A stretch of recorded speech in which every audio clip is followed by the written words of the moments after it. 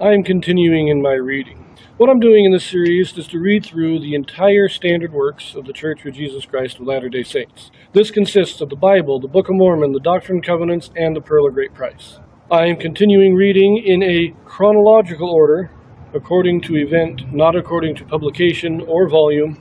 So I'm skipping around a bit as I move along. So we continue in the Gospels, still in the Galilean area because people in Jerusalem want to kill him.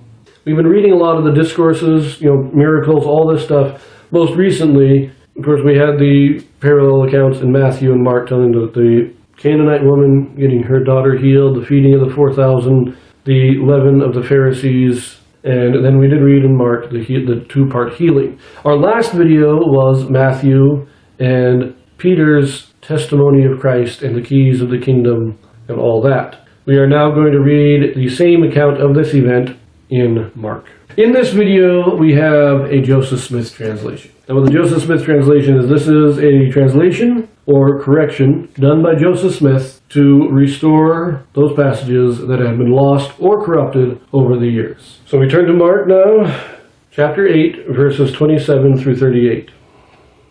And Jesus went out and his disciples into the towns of Caesarea Philippi. And by the way he asked his disciples, saying unto them, Whom do men say that I am? And they answered, John the Baptist, but some say Elias, and others one of the prophets. And he saith unto them, But whom say ye that I am? And Peter answereth and saith unto him, Thou art the Christ. And he charged them that they should tell no man of him.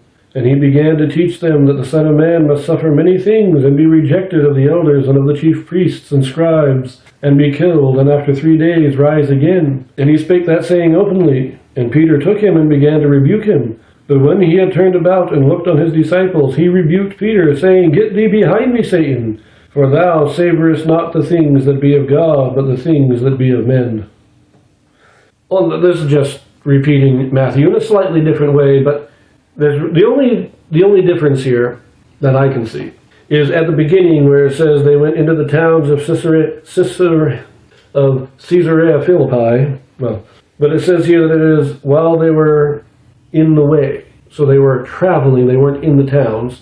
And in Matthew it just says they went to the towns and then so that is slightly different, but that's it. So let us finish this, verse 34.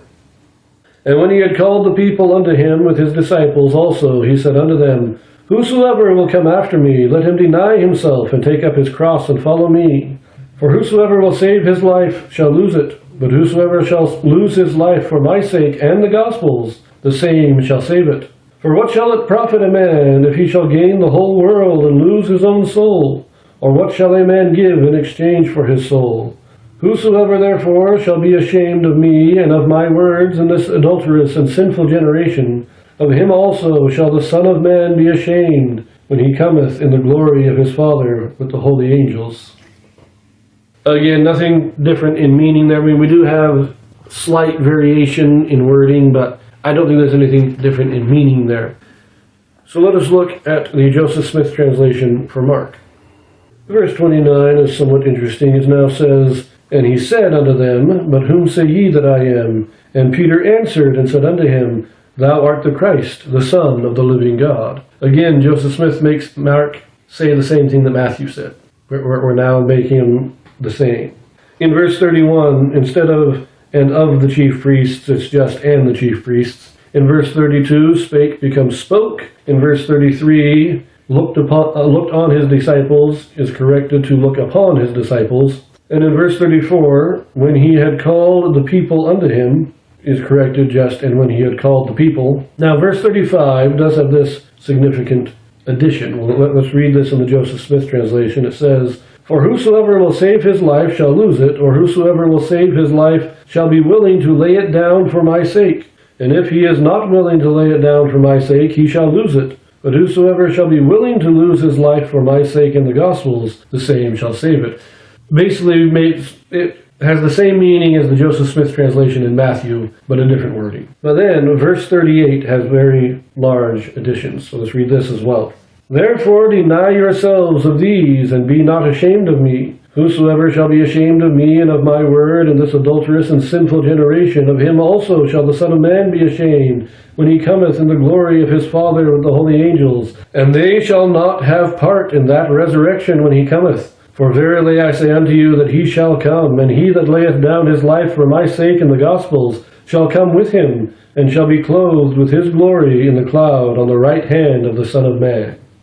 So this here tells us that the first resurrection is when Christ returns. The righteous will be resurrected at his coming, but not the wicked. And we're getting this hint at a deeper understanding of what the resurrection really is, how it will work. But we're going to leave that here, and we'll read this again in Luke next. So I will see you there.